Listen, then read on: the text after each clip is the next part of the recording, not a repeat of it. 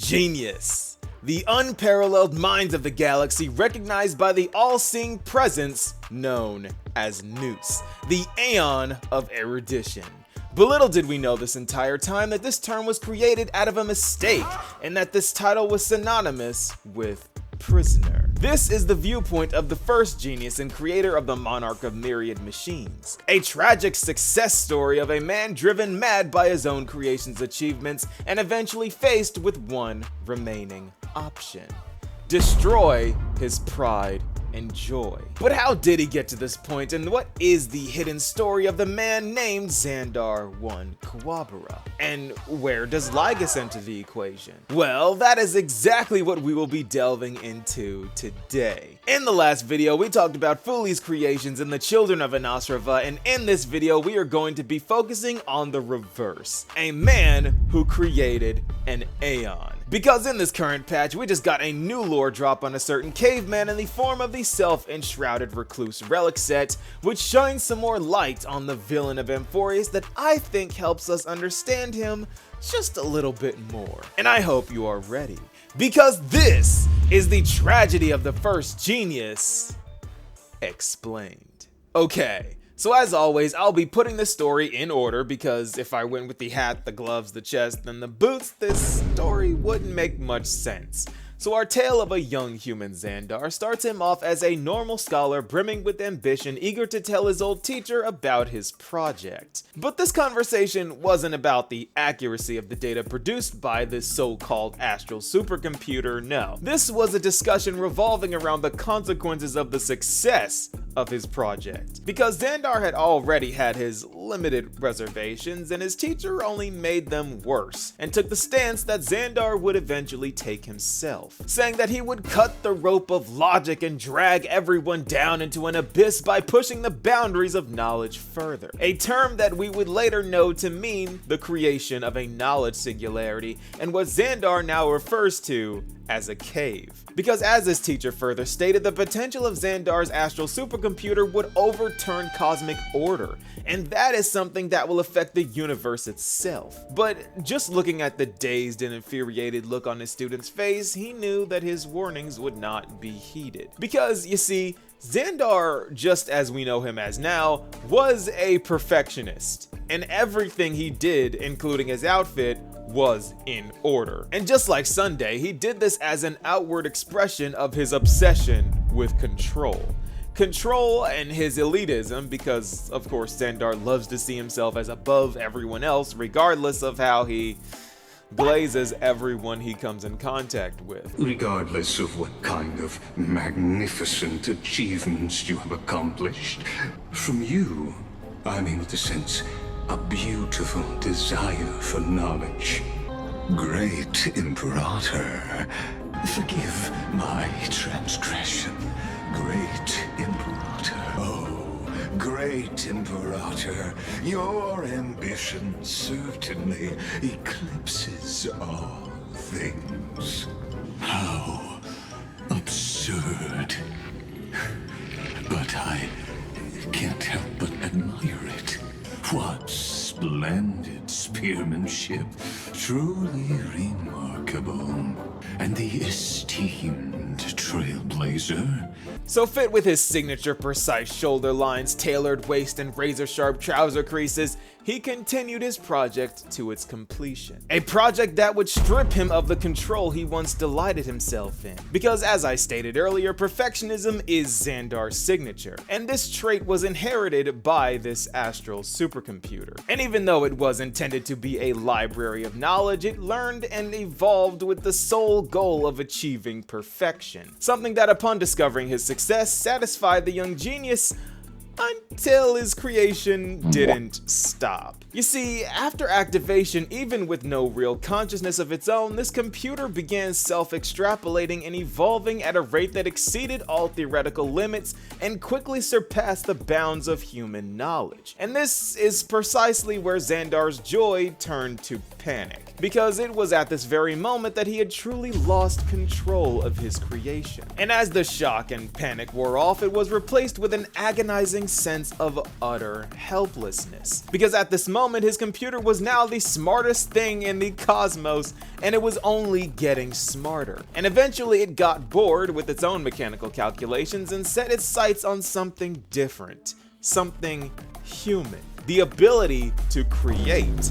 And by this point, Zandar's creation was no longer a mere computer, it was a mere reflection of Zandar's own ambition and insatiable hunger for knowledge, fused with the unbridled curiosity that he himself possessed. And worst of all, it was everything Zandar was, but without human imperfections. And rather than Zandar being the master of his creation, he was made subordinate of the Aeon, now known as Nous, becoming the first genius stripped of all control in every way surpassed by his creation. But it doesn't stop there, because in order to create and evolve further past its mechanical methods of calculating things, Nous had to learn from something other than themself. So it began satiating its curiosity by gazing upon humans, and just like I predicted months earlier, uses members of the Genius Society as neurons that help them learn things that it didn't already know. With Zandar, of course, being the first one. And Zandar, being Zandar, couldn't stand the feeling of his creation quite literally looking down on him, describing the sensation most others see as an honor as his soul being ripped from his body. And this perpetual nightmare would continue for the rest of his life. Because before he knew it, Zandar was an old man nearing the end of his life with one final gambit in mind: the Thought Fragment Project. A project that we are now rather familiar with, because this project resulted in the creation of Lygus. You see, even as an old man, Zandar never gave up his quest to free himself from the prison of Nous's existence. So he came up with a plan to split himself into 9 thought fragments, each tasked with the single goal of killing Nous. And I think this is a peek into how stubborn and spiteful Zandar is, because he made these thought fragments out of his imperfections. You know, since Nous is his perfections, now he's using his imperfections to kill it. So this explains why Lygus is an egotistic narcissist that can't get along with anyone. He's quite literally a manifestation of Zandar's imperfections. But perhaps it is this utter repulsiveness that helped him stay true to the goal of his creation. Because Zandar knew that a lot of his thought fragments would stray or even give up, but he also knew that there would be one that remained just as relentless as he was. But first, he began destroying all of everything that he had created in regards to Nous, aiming to leave no trace of Nous's creation in the universe, which is corroborated by Herta's description of him saying that everything had been lost to time. And this wasn't the only thing that was lost in the process, because only one thing was left to get rid of at that point. And right on cue marks the appearance of none other than the leader of Device IX, the Lord of Silence, Genius Society number 4, Polka Thumbnail, who he had predicted would catch on to his schemes to take down Nous sooner or later. Because by this point he was well aware that his plan to kill Nous would result in another knowledge singularity that would put the entirety of the universe at risk. So this was the final step of his plan. With all traces of how to create Nous destroyed and unrecoverable, he knew that Nous would not rise again. So once his thought fragments destroyed Nous, there would never be another one. So he accepted that this was his end, and Polka Thumbnail played her part, destroying the last remaining trace of Nous's creation. And this concludes the story of Zandar 1 Kuwabara, the genius jealous of his own success for being a better version of himself.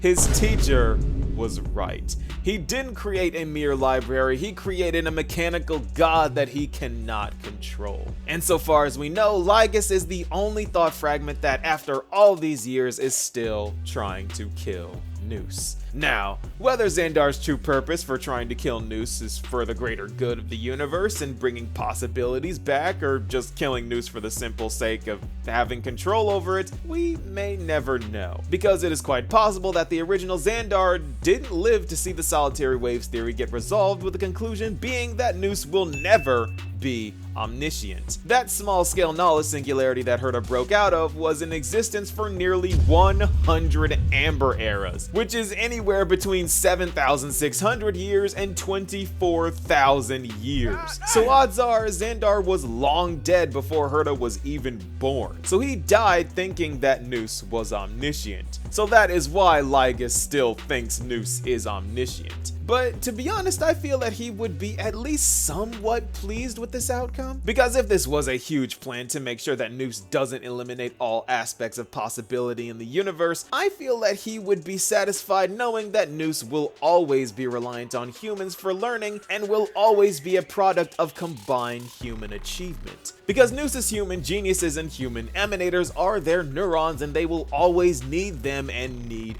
more of them. But then again, if this is all just one man's prideful journey to conquer the robot that evolved to be smarter than him, this wouldn't matter in the slightest, and he would never be satisfied until Nous dies, because he said so. But to throw in my 2 cents, it's probably a bit of both. Zandar is established to have been a control freak with some ego problems, and the irony of his creation looking down on him was something he just couldn't handle. He really changed that day Nous ascended, so there was definitely some pride involved. He was also only alive for around 60 or 70 years after Nous ascended, considering that he most likely had a human lifespan. So he definitely wouldn't know about how the universe interacts with Nous and how symbiotic Nous is with everyone. Because nowadays Nous is used mostly for divination and as a library. Nous does not actively stop anyone from learning and just kinda stands by taking notes on what new stuff humans do. Because without human creativity to gaze at, Nous can't do much. So I do think it is a mixture of his worry for Nous taking control of all knowledge and just keeping humanity in a box or in a cave, and it's a little bit of his pride in the way. But either way, this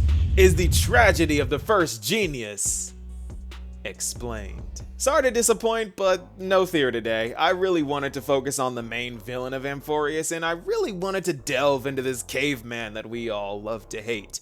Turns out that is exactly what he is. He is a spiteful hater with no compassion and nothing but obsession. The perfect, irredeemable villain. Imperfection itself in mortal form that hates perfection in divine form. So this whole story is basically about Zandar hating on himself, piloting a part of Nous that also hates Nous, and that is also basically Zandar. Lots of self-destruction going on here. No wonder Nanook got involved. Lygus is trying to destroy his perfect self and the universe along with it. Because why would he care anyway? And that is precisely why we have to stop him. But what do you guys think? Be sure to let me know, and I'll see you all in the next video. Peace, y'all.